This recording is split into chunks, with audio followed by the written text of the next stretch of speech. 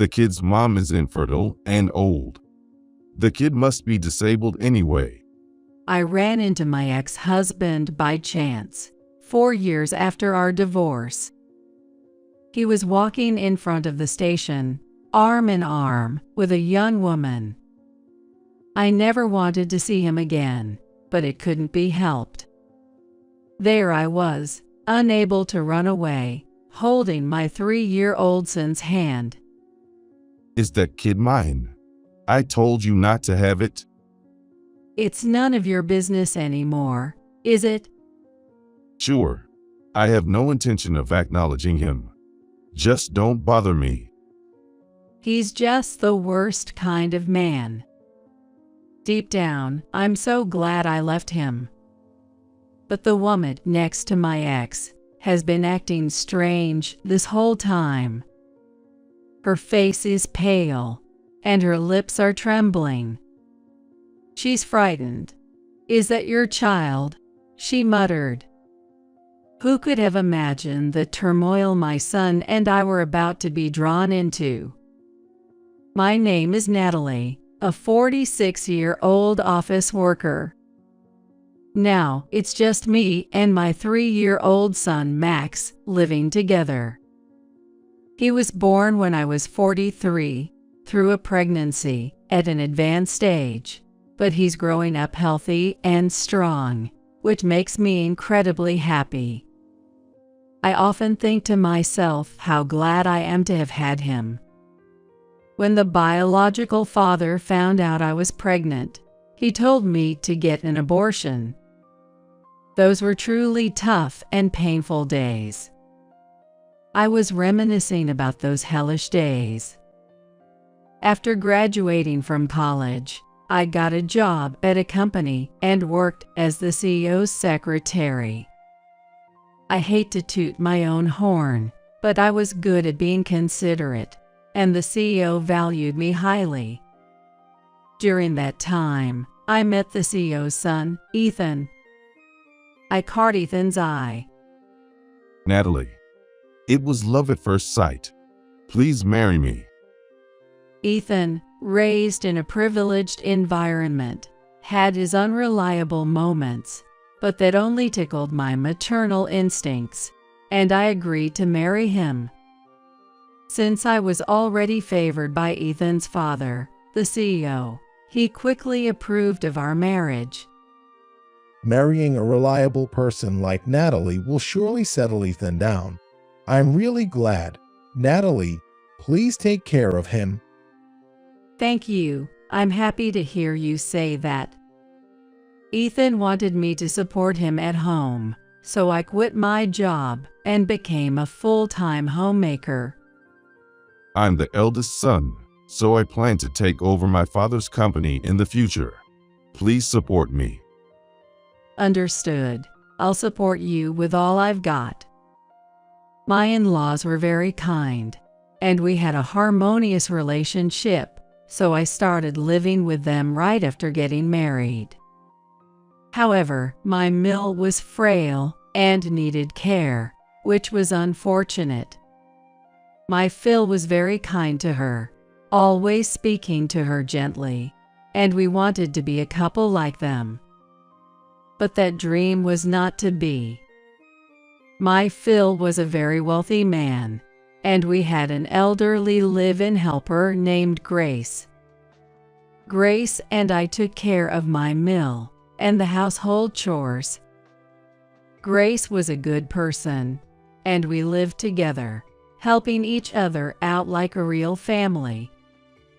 Natalie, thank you always. I only had a son, so having you feels like having a real daughter, and it makes me happy.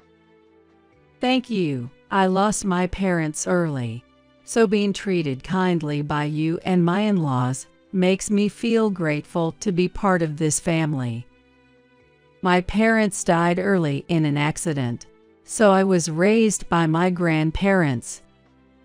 My grandparents passed away as if they were waiting for me to find a job, so I was truly grateful to have met my in-laws. My married life was smooth sailing, But my husband's business affairs were not going so well.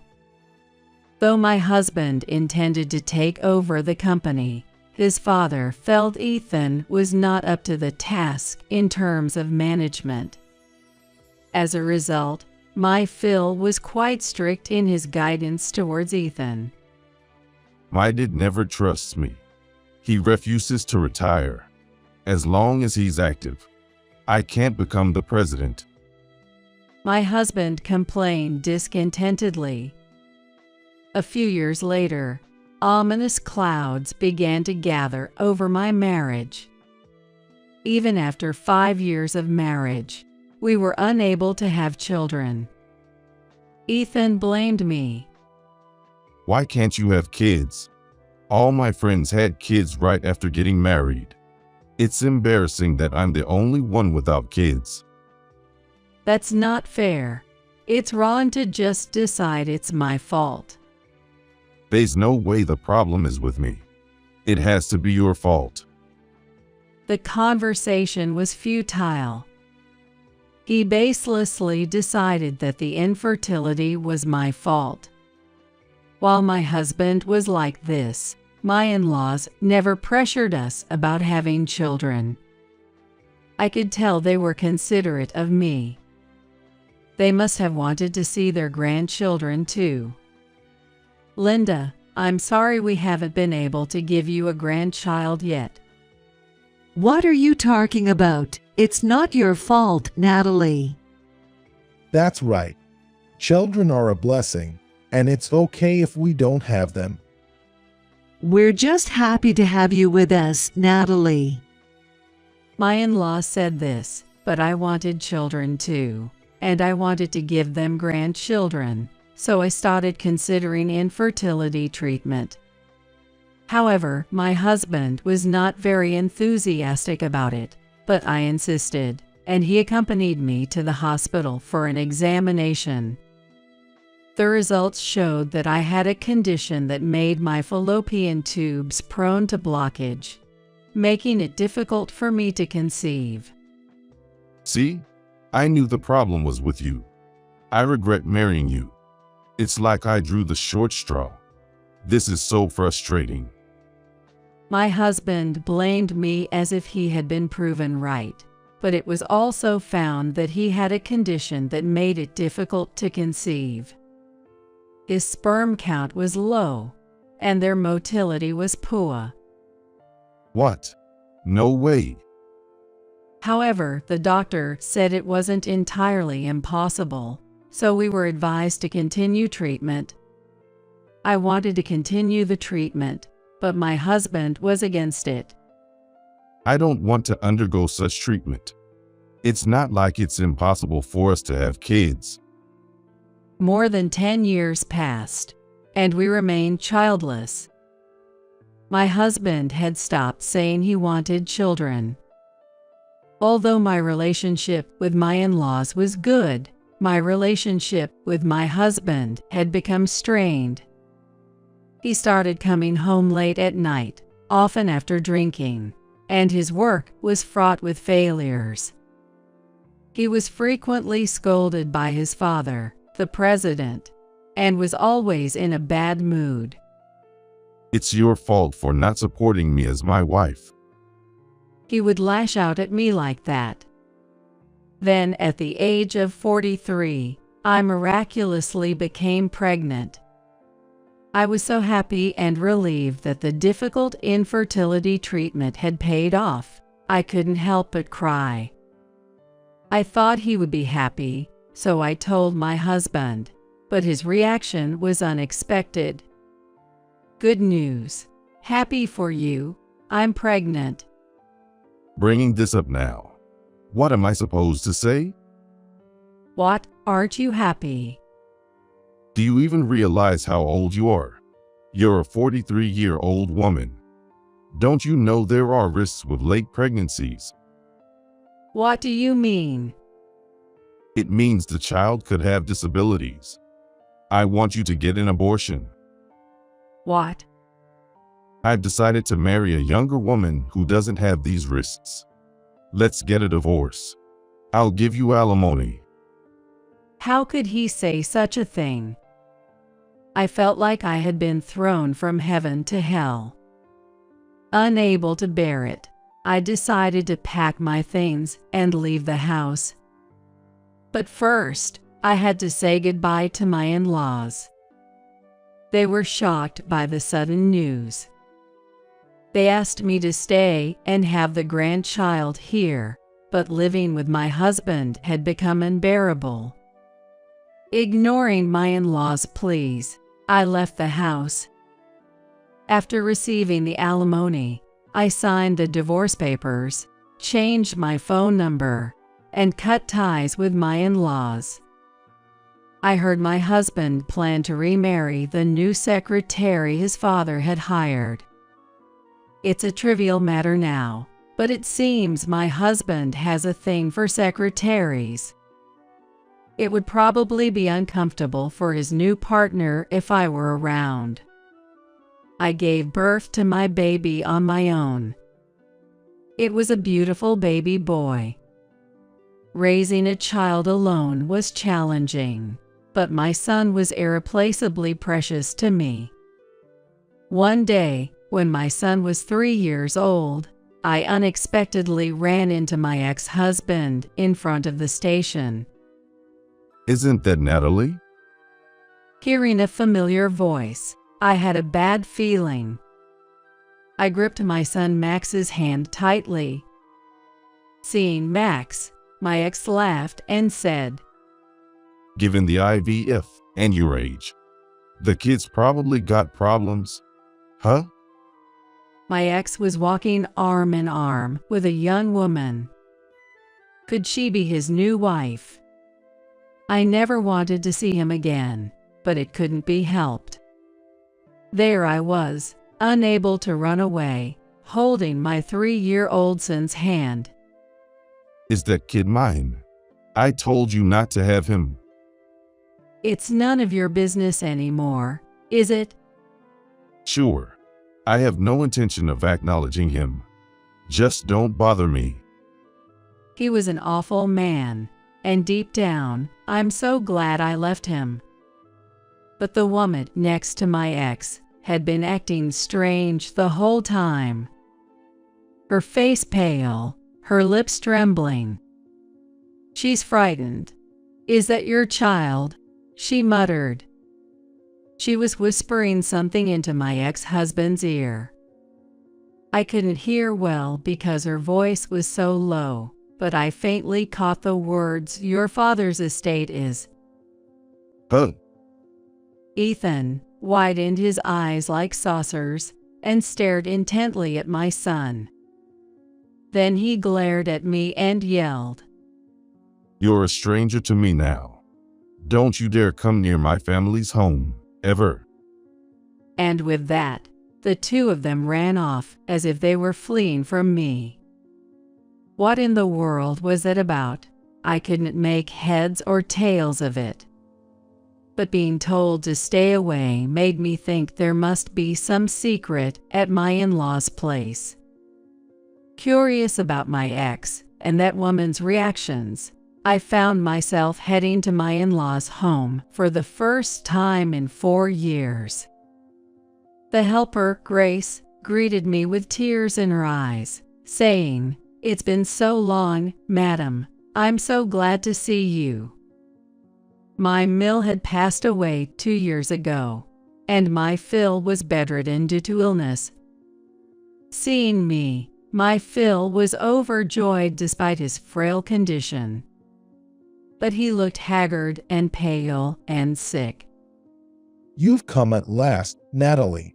I've been looking for you everywhere. David, it's been a while. I'm sorry for not visiting sooner. And who is this boy? This is Max. He's 3 years old now. So, you had Ethan's child. I nodded firmly. My Phil tenderly stroked Max's head with a look of affection. He then handed me a business card, urging me to visit a lawyer. The lawyer was a close friend of my Phil. Following my father-in-law's advice, I visited the lawyer and was shocked by the startling truth he revealed. 2 months later, I received a call from Grace, the household helper, informing me of my father-in-law's passing. She also shared some intriguing news with me. 3 days later, dressed in mourning clothes, and with my son by my side, I headed to the funeral service. The ceremony had already started, with my ex-husband delivering the eulogy. The young woman I had met previously was standing close by him. My father may have passed away, but I will be taking over the company and protecting it firmly, along with Molly, my father's secretary. We will also build our family together, so I ask for your support. He spoke without shedding a tear, delivering his speech with gusto. During the eulogy, Ethan noticed me and my son and shouted in surprise, Natalie, what are you doing here? Get out. This place isn't for you. Ethan ordered his employee to drag me out of the funeral hall. I was upset at how rudely my own son was being treated, even though I had Max with me, but I couldn't resist when several men started pulling at my arms. The mourners were shocked by the commotion, looking at us with a buzz of whispers. Please, everyone, be quiet. The person who stopped the commotion. It was a lawyer who had been of service to my Phil for many years. There is a will that the late president asked to be announced at his funeral. Stop it. There's no need to say it. I, his only son, will inherit everything. Ethan tried to stop him, but the lawyer ignored him and began reading the will. The contents were shocking. The company was to be left to the vice president, who had worked hand in hand with the president to grow the company. As for his son Ethan, lacking in managerial talent, he was advised to work under the vice president.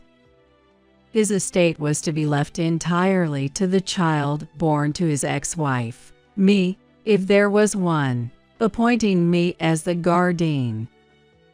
I was not surprised, as the lawyer had informed me of everything in advance, but the mourners were in an uproar.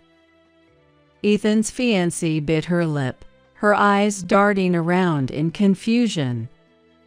She was working as a secretary to my Phil, so it seems that she knew the contents of the will by some means. So when she first saw Max, she was shocked because she thought Max would take away the inheritance. What about my position then? People going to jail don't have a position to worry about. What? What are you talking about? I know why your dad suddenly fell ill. Ethan looked at me, his face turning pale, glaring at me as if he saw a demon. In fact, I had heard from the helper, Grace. She saw Ethan and his fiancée Molly putting flowers in my father-in-law's food. Grace found it suspicious and secretly took photos with her cell phone. I got those photos from Grace, and after researching online, discovered that the flower is highly toxic.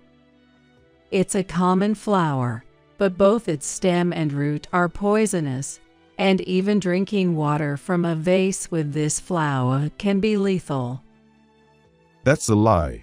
You made this up. There's photographic evidence and a witness, so there's no escaping it. Ethan, cornered, was desperately thinking of a way out. Then he began to shout. It's not my fault. It was Molly. She instigated everything. He tried to shift the blame onto his fiancée Molly. Molly panicked. You were the one who said we couldn't become the president until your father was gone and asked for my cooperation.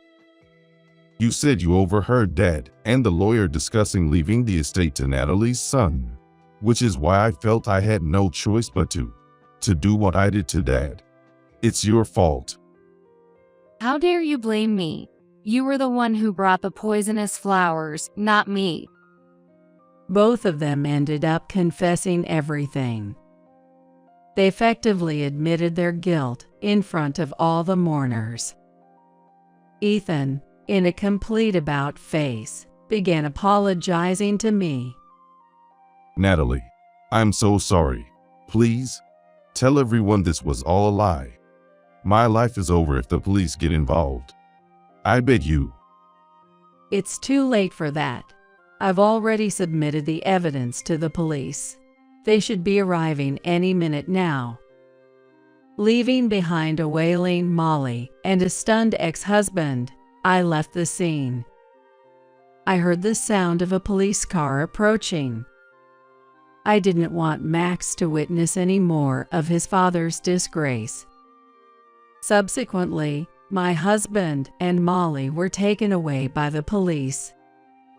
The crime of taking his father's life is serious, and he has no remorse, so it will take him many years to get out of the fence. With the inheritance left by my Phil, I bought a house in the suburbs where I now live with my son. Having witnessed my ex-husband blinded by greed to the extent of harming his own father, I am committed to living a modest life to ensure we don't fall into similar pitfalls. I continue to work as before, pouring love into raising my son. Just seeing my son grow up healthy and happy fills me with contentment, a sentiment that defines my current state of happiness.